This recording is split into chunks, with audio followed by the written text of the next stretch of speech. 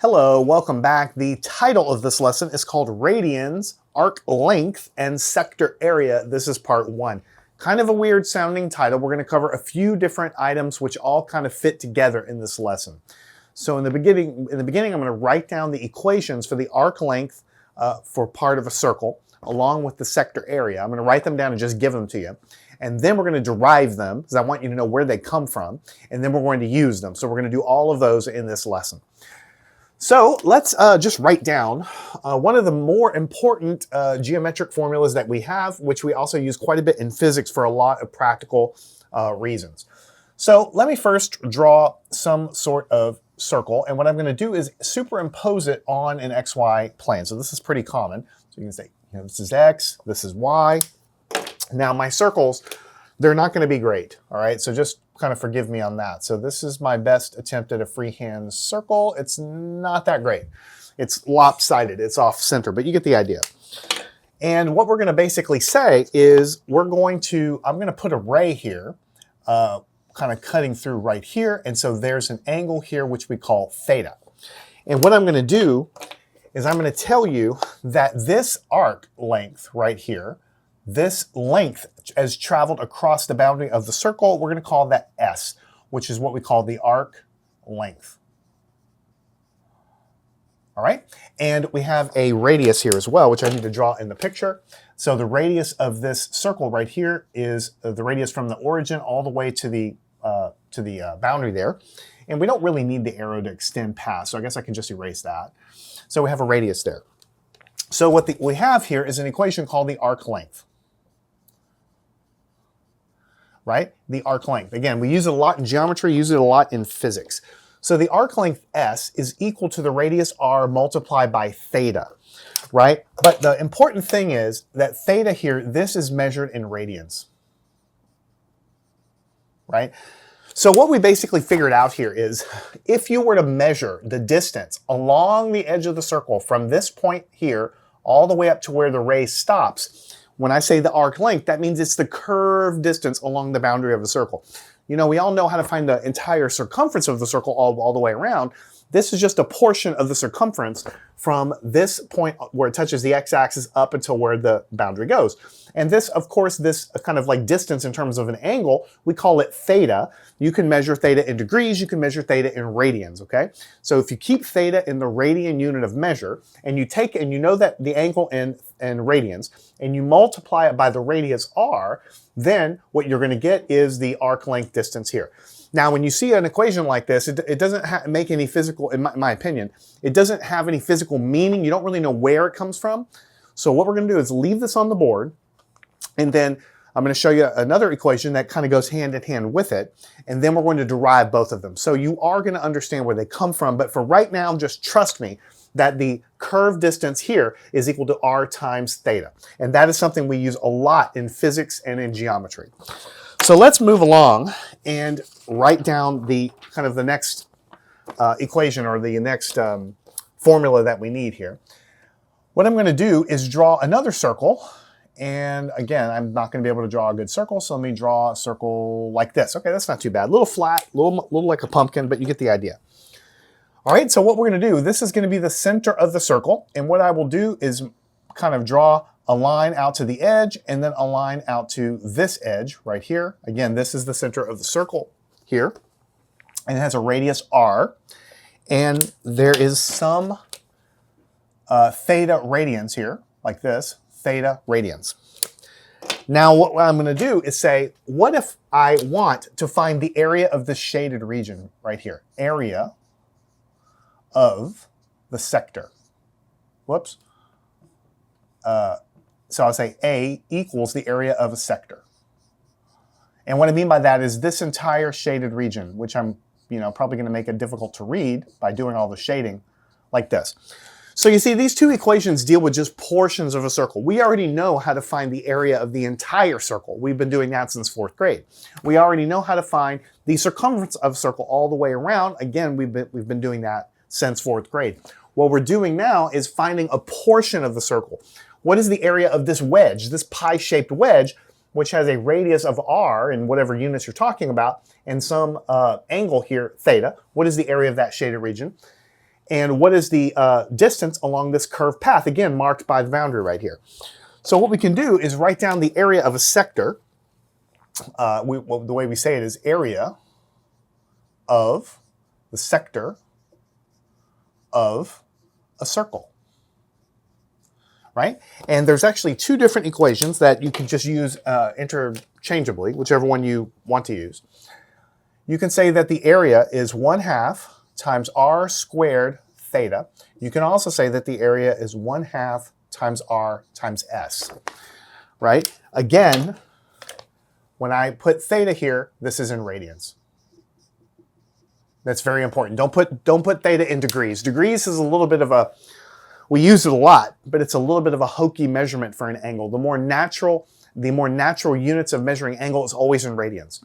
So if I know that I have a pie-shaped wedge of the circle where the boundary of it is measured by the 2 radii r, and there's some angle in whatever, 3 radians or 2 radians or 1 radian or whatever it is, then either 1/2 r squared theta will give me the area in square millimeters or whatever it is, or 1/2 r times s. Either one will work. So what we want to do, I have these up here and we're going to use them, but I want to derive them. I want you to know where they come from. They're also very easy to understand how to derive them. Once we get done with the derivations, we'll do a couple of problems to show you how to use them. Also very, very easy to use. All right, now the first one we're going to derive is the arc length. It's actually a little easier, I think. So let's go back and talk about the unit circle, all right? So let's go and draw a unit circle. How do we draw a unit circle? Well, first of all, we want to draw an XY coordinate axis, and we put a circle right on top of it, which this is not a perfect circle, but you get the idea. And a unit circle means it has a radius of 1. So I can put a 1 right here, 1 right here. This is -1 over here, and this is -1 down here. So the radius of the circle is 1. 1 what? What are we talking about? Well, it could be centimeters, millimeters, meters. It just depends on what what distance unit you're working in. Let's call it meters. So this is 1 meter, 1 meter, 1 meter, 1 meter, like this. All right. Now, what we need to do is remember or recognize what we have already learned about radians. All right, so if we draw a little dotted line right here and we say that there's some angle radians here, what does this actually mean? And we have talked about this before, but this is a little bit of a refresher and to refresh your memory on what a radian is. Because a lot of students say, well, we already have degree measures. We know there's 360 degrees in a circle, so why do we have radians anyway? And I've been telling you, even in this lesson, that radians are a more natural unit of angles. We need to review why radians are a more natural unit of angles. It's important for its own reasons, but also it's important to do this derivation, okay? So when we have a unit circle, which means a circle with radius 1, and if we, when you think about it, 360 degrees in a circle, there's historical reasons, you can look them up as to why there's 360 degrees in a circle. I'm not trying to argue that. But I'm saying, wouldn't it be a more natural way to measure angles if we just draw a circle and we just say, okay, this is some angle, this is an angle bigger than that, this is an angle bigger, bigger, bigger, bigger, bigger, bigger, bigger, and when it comes all the way back to where it starts, it seems to start over again. So what we'll do is we will divide up the circle into an equal number of units, and of course you can use degrees, but let's talk about what would make a little more sense. What if, instead of degrees, what we do is we invent a new measure called a radian, and the radian is just the distance along the edge of the circle. Think about that. I'm going to say it one more time. The radian measure for angles is just the distance that you walk along the edge of a unit circle as you sweep it out. So if you have an angle drawn here, what does the radian measure? Well, you get a ruler or a curved ruler, and you measure the curved distance from here to here. And that is going to be the number of radians, okay? Now, of course, we have a unit circle here, so this definition of the radian is only true if you're dealing with a unit circle. So for instance, if this were 1 meter, 1 meter, 1 meter, 1 meter, and you measured some distance here, like, I don't know, 0.1 of a meter, okay, and there, then that would be 0.1 radians. And if you go all the way around like this, then you have a more and more distance than you're always starting from the x-axis. So here is a quarter of the circle, here is half of the circle, and here's 3/4 of the circle, and here's the full circle. And the distance that you're walking around the boundary is what we call the radian measure. But again, only when we have a unit circle. Now let's see if this makes any sense, because you might not remember this, or maybe you've never learned this. And so it's like, okay, Well, let's just say, let's pretend that theta is equal to 2 pi radians. You already know that 2 pi radians means you go all the way around the circle back to the starting point. So let's say that you start from here and you go 2 pi radians, which means you should go all the way back, because we know 2 pi radians means you go all the way back to the beginning, right? What would the distance be? Because this is a circle, we know how to calculate the circumference of a circle. What is the circumference of a circle all the way around? Well, the circumference of a circle is 2 pi r.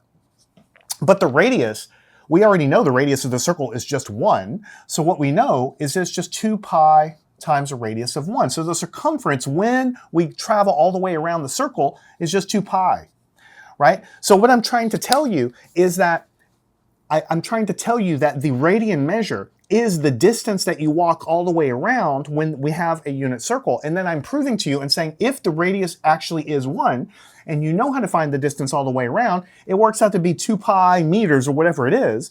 Well, that's all the way around. And the distance all the way around this is proving to you that it's 2 pi radians all the way around.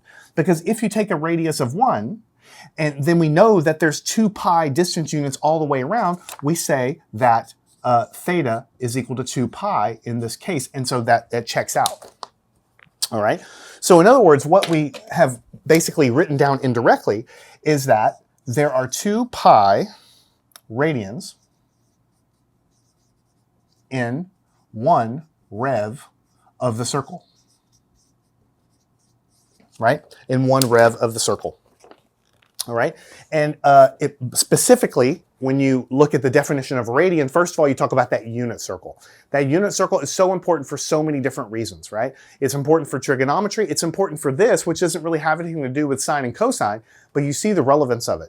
Instead of just saying arbitrarily that a circle can be divided into 360 units that we call degrees, instead of that, let's just say, okay, what if we have a unit circle and we just define the angle to be how far we walk along the edge of the circle? Then if the circle had a radius of 1, because we know that there's always 2 pi r distance units all the way around, if the radius is 1, there's 2 pi distance units all the way around. We're just gonna invent a new measurement called a radian, and we're gonna say there's 2 pi radians all the way around.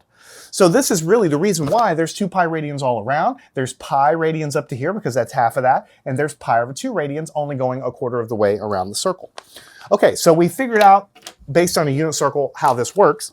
Now we need to travel back to what we already said. We said that the arc length here is the arc length s, which is the distance along the boundary of the circle, is equal to r times theta. So we say arc length, right? S is equal to r times theta. Now let's ask ourselves, does this make sense? Does this equation, does it match what we already know about the circumference of a circle and the definition of a radian and all that stuff? So then we ask ourselves, okay, what if the radius of the circle becomes 1, right? Then 1 goes in here, and then the arc length is just going to be equal to however many radians we walk around the outside, okay? And then we already said if theta becomes 2 pi radians, then the arc length, which is all the way around the circle, is going to be 2 pi, which is exactly the same thing as the circumference, which is 2 pi r. And when the radius is 1, then the circumference is 2 pi. So you see it all makes sense. So the arc length is a portion of the circumference, essentially. And if you take as a check that when the radius is 1 and you walk all the way around, you figure out that the arc length is telling you the distance is 2 pi, which is exactly what the circumference of a circle formula tells you.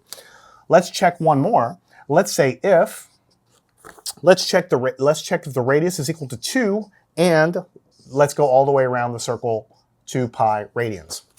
Then this equation, S is equal to r theta, is telling us we put an r of 2 in there, and a theta of 2 pi. Then it tells me the distance all the way around a circle with a radius of 2 going all the way around 2 pi radians is just equal to 4 pi distance units. Is that correct? Well, we check it. The circumference of any circle is 2 pi r, which is 2 pi times r, but r is 2 in this case, right? So 2, and so you get 4 pi. So you get exactly the same thing. So I guess what I'm trying to tell you by kind of analogy, it's not a rigorous proof, but basically what I'm trying to tell you is you already know the circumference of any circle is 2 times pi times r. That 2 pi Spoiler alert, it comes from the fact that there's 2 pi radians in the circle. Because we know, now you know anyway, that the arc length of any circle is r times theta, right? And so if you just leave r there, and if you decide you're going to go all the way around the circle and find its circumference, you put 2 pi in there. 2 pi r is the arc length all the way around the circle. So this arc length formula, this is a very long-winded way of saying it's just kind of like a special case of the circumference formula that you've been using forever. It's just now this thing allows me to put a different amount of radians in. Instead of going all the way around 2 pi every time, I can put however many number of radians I want. I can put pi over 2. And that would tell me the distance up till the pi over 2 mark here. I could put pi in there, which would just give me the half of the circumference of the circle, and so on. But you can see that every time we've checked it against the circumference of a circle, we get the same answer. So this is the arc length formula, r times theta. So now what we want to do is turn our attention to the area of a sector of a circle, which is this guy, and derive this. What we want to do is basically say, all right, look at this picture. We have a wedge, which is a pi-shaped wedge where it's a radius r bounded here, and it's got some angle theta in radians. And we're going to use the variable a to be the area of a sector of this sector, the shaded area here. So what we're going to do is use proportions.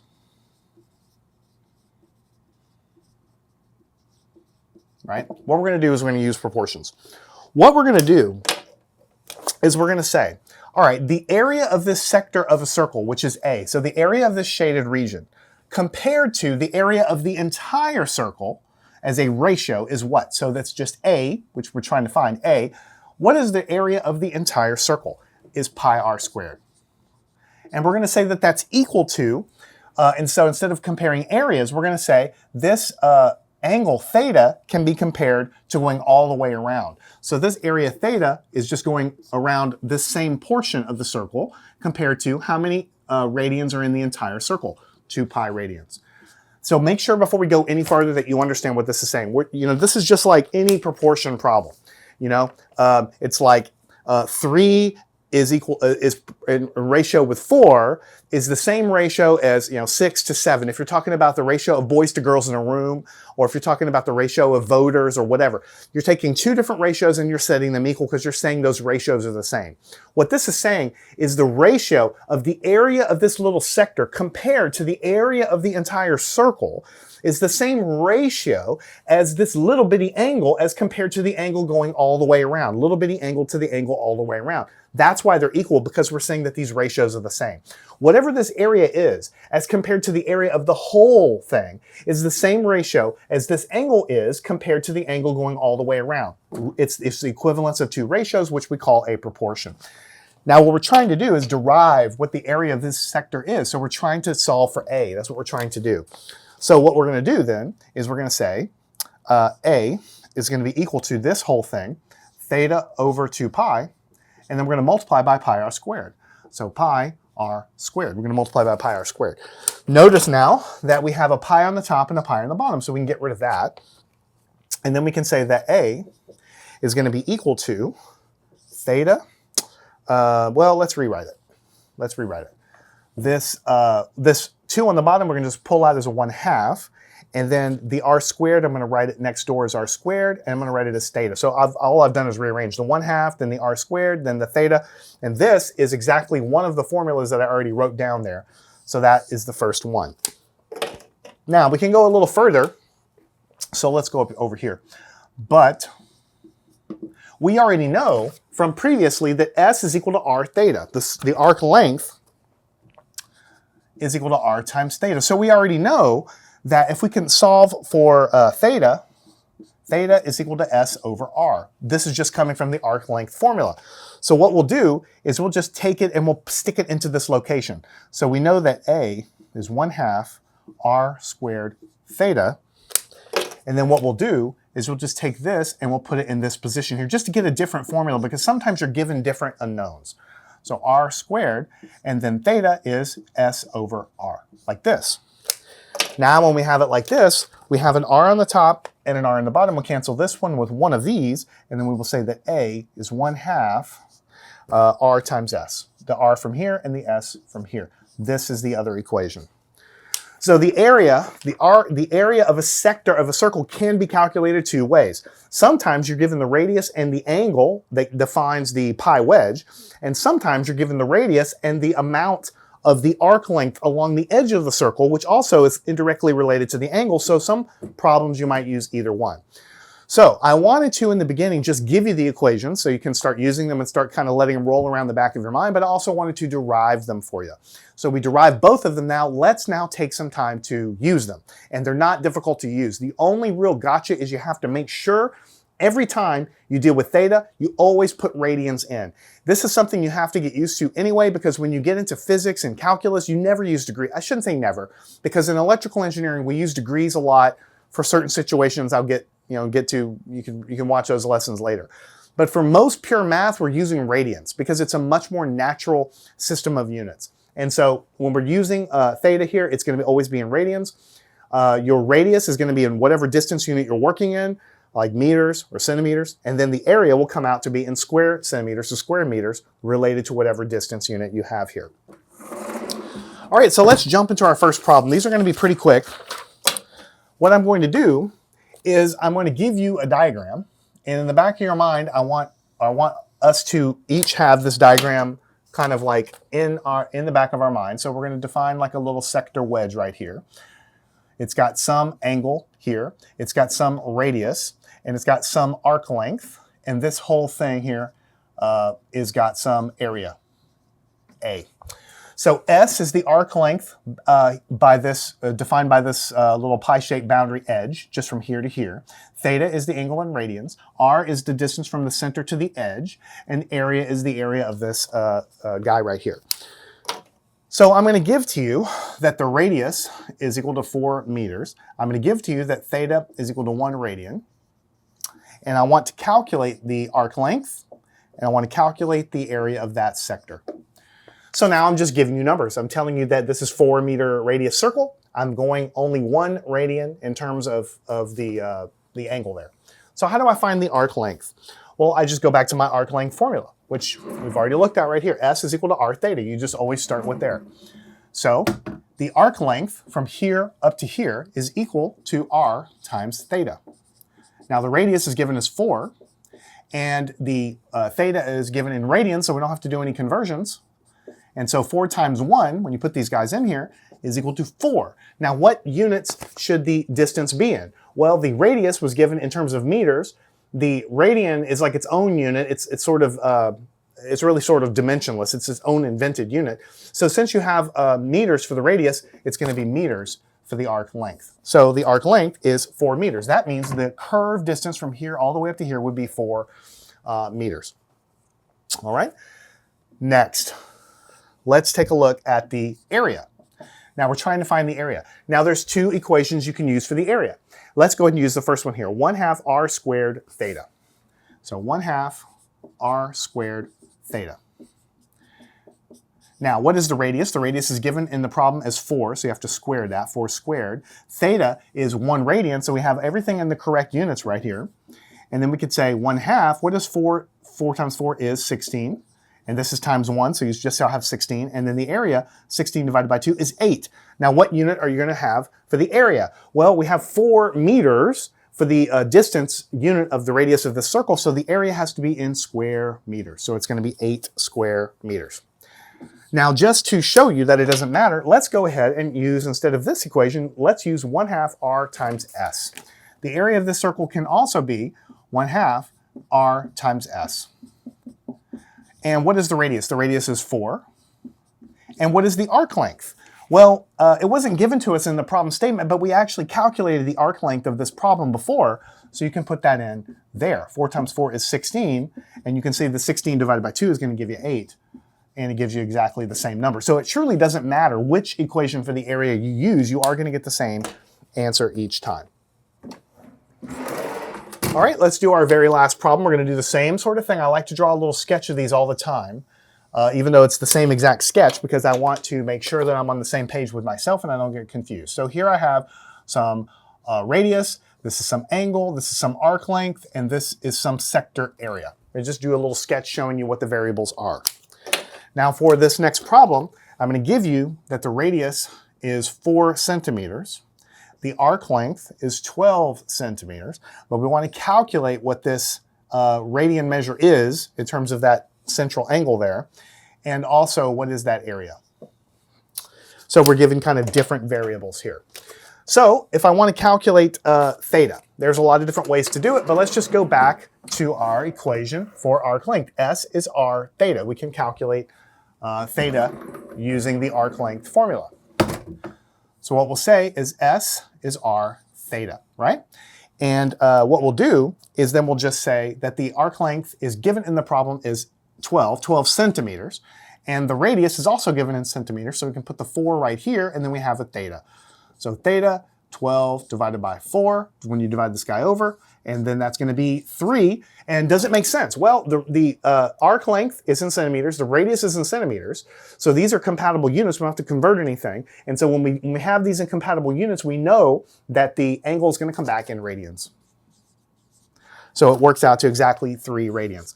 Now, just for comparison, you know that pi is 3.14. So pi radians would be if you would go all the way around to the other side of the circle, right? So it's a little bit, so I've drawn it as a very small angle, but actually this angle is much closer to a half of a circle, a little bit less than a half of a circle. 3.14 radians would be exactly half of a circle. 2 pi radians would be all the way around the circle there. All right, last thing we want to do is we want to figure out what the area of this guy is. And again, we can use either one of these equations. Let's just use the first one, which is 1/2 r squared, 1/2 r squared theta. So 1/2, what is the radius? 4. 4 squared, what is the angle measure? The angle measure we calculated in the first part, which is 3. So we have a 3 right here. So we have, this is going to be 16, so it would be 1/2 times 16 times 3. This is going to be 8 times 3. And so the area is going to be 24. 24 what? Well, the radius was in centimeters. This was in radians. And so if we have centimeters, we're squaring it. We're going to get square centimeters. So we can put centimeters squared or square centimeters right here. 24 square centimeters. So it would be much easier if I just opened the problem up and said, oh, here's the equation for the arc length. Here's the equation for the sector of a circle. And, bingo, bango, you just start solving your problems, right? That's great, and you could do it, of course, but you wouldn't know what you're doing. You wouldn't know where it came from. You certainly would not remember it a year or 2 from now. So I spent a little bit of time motivating and deriving where they come from. Actually, these equations, I mean, the area, sector area is something you use every now and then, so I can't really hang my hat too much on that one. But this arc length formula, we actually use it a lot in physics.